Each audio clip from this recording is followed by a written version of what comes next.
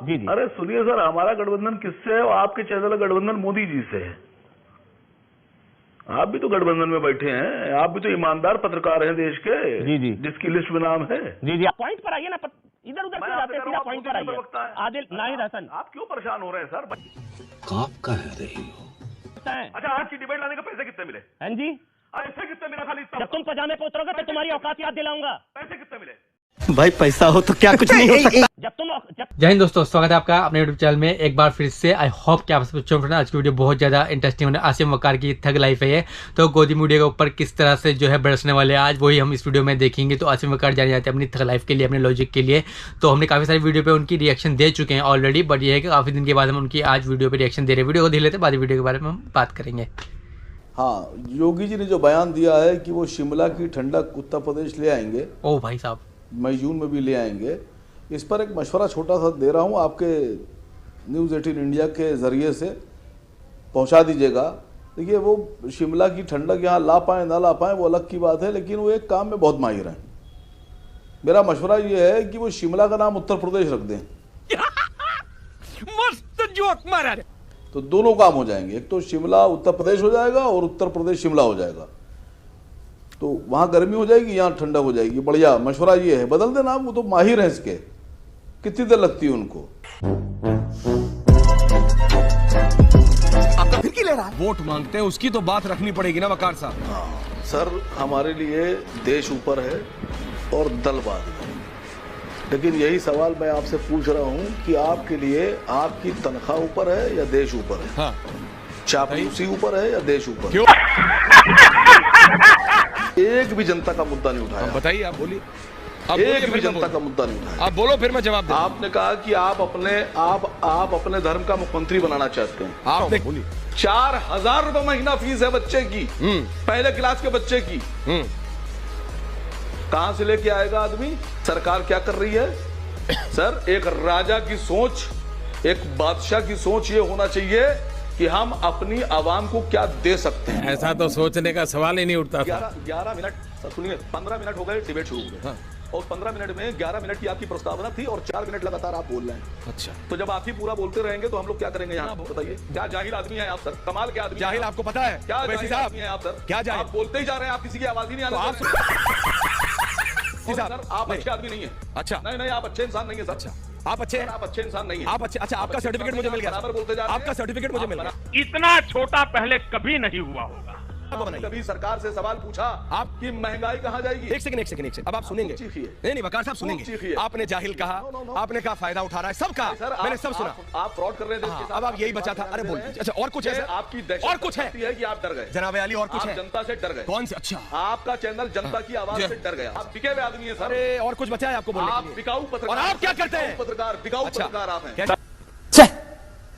धिक्कार है। डिबेट में नहीं बैठता मैं सर। हाँ, पता है, आपने अपनी गालियां दे दी, अब आप माइक हटाएंगे। नहीं बैठता सर। गालियां देके अब आप माइक हटाएंगे। मेरे को पता है आपकी आप बिकाऊ आदमी हैं। आपकी प्रणाली मुझे पता है। गाली देके अब आप माइक हटाएंगे। हिम्मत है तो हटाइएगा मत। बिकाऊ आदमी छुए रे तुम लोग के जिंदगी पे। ऐसे मत काम करो, अच्छे काम करो। बेशर्मो, शर्म करो, शर्म। नाम तो सिर्फ अल्लाह का रहेगा। संविधान में कहाँ लिखा है? आपको इतराज है ईश्वर के नाम से? सर मैं पूछ रही हूँ संविधान में कहाँ रखा है? मुझे कहाँ लिखा है? मैं सिर्फ सीधा सवाल पूछ रही हूँ, सीधा ही जवाब दीजिए। संविधान में तो बहुत कुछ नहीं लिखा हुआ है। संविधान में तो अगर मैं बोलने पे आ जाऊंगा तो फिर रोजमर्रा की जिंदगी की बहुत सी चीजें नहीं लिखी है। मैं आपसे पूछ रहा हूँ, अगर कोई ये कहता है कि नाम अल्लाह का रहेगा, नाम ईश्वर का रहेगा, नाम गॉड का रहेगा, तो इसमें इतराज क्या है? जब दुनिया में कुछ नहीं था तब भी अल्लाह था। जब दुनिया में कुछ नहीं रहेगा तब भी अल्लाह का नाम रहेगा। और अब दुनिया में हम लोग हैं तब भी अल्लाह का नाम है। आपको एतराज करना हो करिए।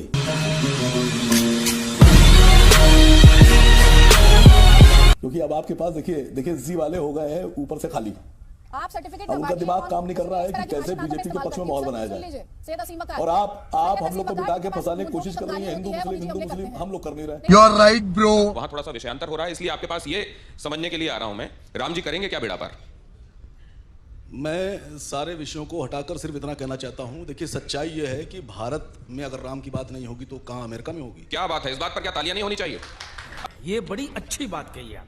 रोज खतरे में ही रहता है, लोकतंत्र, कई लोग तो कहते हैं भारत में लोकतंत्र है ही नहीं, तानाशाही आ गई, इस तरह के आरोप लगाए जाते हैं। सर, अगर हिंदुओं को घर छोड़कर जाना पड़े तो सर तब लोकतंत्र खतरे में नहीं आता, तब बात इतना हल्की हो जाती है क्योंकि वो हिंदू है। नहीं मैडम, बहुत अफसोस की बात है कि भारतीय जनता पार्टी की सरकार में प्रधानमंत्री जी हिंदू, गृह मंत्री जी कट्टर वाले हिंदू, रक्षा मंत्री हिंदू, विदेश मंत्री हिंदू, सारे मुख्यमंत्री आपके हिंदू, सेना अध्यक्ष हिंदू, पुलिस कमिश्नर आपके हिंदू, और उसके बाद भी अगर आप हिंदुओं की सुरक्षा नहीं कर पा रही, हिंदू खतरे में है, तो फिर आप अपना जो है वो क्या बोलते हैं उसको, इलाज करा लीजिए। सब बेहतरीन, आज आपने ये दिखा दिया कि आप धार्मिक चश्मे के अलावा किसी को नहीं देख सकते। सर नहीं, आप तो बिल्कुल सेकुलर चश्मे से देखती हैं, आप तो बता ही नहीं रही हैं। आप तो इतनी देर से बार बार पूछ रही हैं कि हिंदू खतरे में, हिंदू खतरे में। मैंने बताया तो कैसे हिंदू खतरे में, मुझे बताइए। मैं पूछ रहा हूं कि अगर प्रधानमंत्री हिंदू हैं, गृह मंत्री हिंदू हैं, रक्षा मंत्री हिंदू हैं, मुख्यमंत्री हिंदू हैं, उसके बाद अगर हिंदू खतरे में है तो फिर लानत ऐसी सरकार पर भाई, लानत है तुम लोग पे, लानत। उनको बस छोड़िए आप। बाकी ज्यादा बड़ा दुश्मन कौन है, योगी या प्रियंका, बीजेपी या कांग्रेस? जो लोग देश को बांट रहे हैं, देश के भाईचारे को खत्म कर रहे हैं, देश में हिंदू मुस्लिम करके देश को तोड़ना चाहते हैं, हमारे दुश्मन वो लोग हैं। बीजेपी या कांग्रेस, कौन तोड़ रहा है देश को, कौन देश को बांट रहा है वकार जी, बीजेपी या कांग्रेस? अब आपसे बेहतर कौन जानेगा? क्या करें वकार जी? आपसे बेहतर किसको पता है? कांग्रेस की बात कर रहे हैं आप? आपसे बेहतर किसको पता है? आप बीजेपी का नाम लेने से डर रहे, कांग्रेस का नाम लेने से डर रहे वकार जी? हम लोग साहब डरते नहीं है किसी से, क्योंकि हम लोग आपकी लाइन क्लियर लेते हैं वो डरते हैं सर। बिल्कुल, तो फिर खुलकर बोलिए ना। जो तनख्वाह लेते हैं वो डरते हैं, तो फिर आपको पता है तनख्वाह कौन लेता है उसका? मैं तो तनख्वाह लेने वाला का भी नाम नहीं ले रहा हूं। तो फिर बोलिए ना आप, किससे लड़ाई किससे? क्योंकि आप सबका दुश्मन एक है योगी जी, अगर मैं गलत नहीं हूं, या आपकी लड़ाई बीजेपी से ज्यादा है, कांग्रेस से ज्यादा है? लेने वालों से। हां जी, हमारी लड़ाई है बीजेपी से तनख्वाह लेने वालों से। दूल्हे भाई आना तुम्हारा, रख के समाप्त करो 10 सेकंड में। मेरे पास एक मणिपुर का व्यक्ति कल मिला मेरे को, जब मैं आ रहा था यहाँ, तो एक उत्तर प्रदेश का लेबर मिला मुझे। उसने मुझे बहुत बड़ी बात कही। उसने कहा भाई साहब योगी जी आएंगे। मैंने कहा क्यों, आपको कैसे लग रहा है? उन्होंने कहा देखो भाई साहब, ऐसा है कि हम 20 रुपया कमाते हैं तो 20 रुपया घर लेके जा पाते हैं, लाभ तो दिया सो अलग, मगर जो मैं कमाता हूँ रास्ते से कोई मेरा थैला छीन के तो भागता नहीं है। जैसे थाईलैंड का एक मजदूर अमेरिका के प्रेसिडेंट से सेटिस्फाई है कि बहुत कानून व्यवस्था बढ़िया है, और थाईलैंड का मजदूर कह रहा है कि साहब हम जो कमाते हैं वो घर लेके जाते हैं, जबकि थाईलैंड में अमेरिका की सरकार ही नहीं। याद आया। इसी तरह से समित पात्रा जी को मणिपुर का मजदूर मिलता है और कहता है योगी जी बढ़िया। अरे मैं मणिपुर से आ रहा था, उत्तर प्रदेश का मजदूर मिला मुझे, और दिल्ली में ये फंस गया।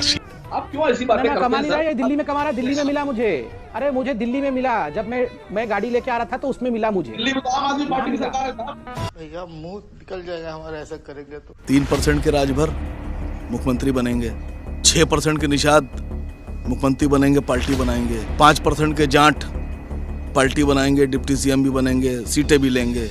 मौर्य 4% उनको भी दिया जाएगा। आप 20% है मैडम।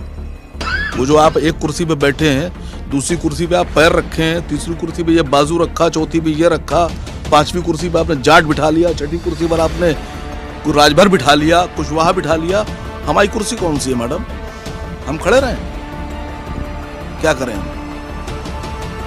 मैं पूछ रहा हूं आपसे। हमारा पहला एम भारतीय जनता पार्टी को सरकार से बेदखल करना, और हमारा दूसरा और सबसे बड़ा जो एम है, निशाना है, वो है मुसलमानों को बाइज्जत सरकार में उस कुर्सी पे बिठाना जिस पे आज तक कभी किसी ने ना बिठाया है और ना बिठाने की सोचते हैं। हमने एक मांग रखी कि मुसलमानों को डिप्टी सीएम क्यों नहीं बनाया जा सकता। जो ये कहते हैं कि हमें तुम्हारा वोट तो चाहिए, हमें तुम्हारा साथ इलेक्शन में भी चाहिए, हम तुमको उस वक्त भी चाहते हैं जब हमें दरी बिछवाना है, हम तुम्हारा साथ उस वक्त भी चाहते हैं जब हमें रैली निकालना है, लेकिन हम तुम्हें कुर्सी नहीं देंगे बैठने के लिए। तो इस बार इस चुनाव में हमें और आपको यह कसम खाना है कि हमें उनसे अबकी से कुर्सी भी छीन कर लेना है। छोटे समझ में आया क्या? कानपुर में अभी कुछ दिन पहले एक गरीब रिक्शे वाले को जबरदस्ती पकड़कर सड़कों पर मारा गया।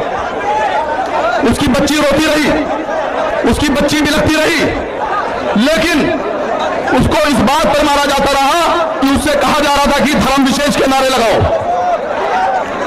वो ईमान वाले हैं, वो किसी धर्म का नारा नहीं लगाते। हम किसी धर्म को बुरा भी नहीं कहते, लेकिन हम किसी के धर्म का नारा नहीं लगाते, क्योंकि हमारा नारा है नारे तकबीर, और हम किसी से नहीं कहते कि आप हमारा नारा लगाइए। कहते, हम आपकी इज्जत करते हैं, आप पर भी फर्ज है कि आप हमारी इज्जत कीजिए। अल्हम्दुलिल्लाह। If you like the video, do like, share and subscribe to Billu Talks and press the bell icon to get notified on every update from Billu Talks. Thanks for watching. Friend बहुत ज़्यादा interesting video देख सकते हैं। आसिम वक़ार ने किस तरह से जो है गोदी मीडिया को धोया दबा के। आसिम वक़ार जाने जाते हैं अपनी थग लाइफ के लिए, तो किस तरह से उन्होंने लॉजिक से जवाब दिया और किस तरह से वो बिल्कुल सुन रहे गोदी मीडिया। कह रहे हैं पत्रकारों तनख्वाह कितनी आपको, इस तरह से उनको बिल्कुल झंड करके रख दिया। तो ऐसे हम और भी टाइम टू टाइम जो है आसिम वक़ार की वीडियो लाते रहेंगे। तो बहुत अमेजिंग वीडियोज़ थी ये। बिल्लू टॉक की वीडियो थी। बिल्लू टॉक की अगर आपको इस टाइप की वीडियो देखनी तो बिल्लू टॉक के चैनल पर जाओ और बहुत सारी इस टाइप की थग लाइफ भरी पड़ी हुई सबके ऊपर उन्होंने थग लाइफ बना रखी है। तो वहाँ जाकर उनके चैनल को सब्सक्राइब कर सकते हो और वीडियो को देख सकते हो। तो इस वीडियो को पेंड करते हैं, नेक्स्ट वीडियो में किसी नेक्स्ट टॉपिक के साथ। बहुत आजान रखिए। जय हिंद, जय भारत।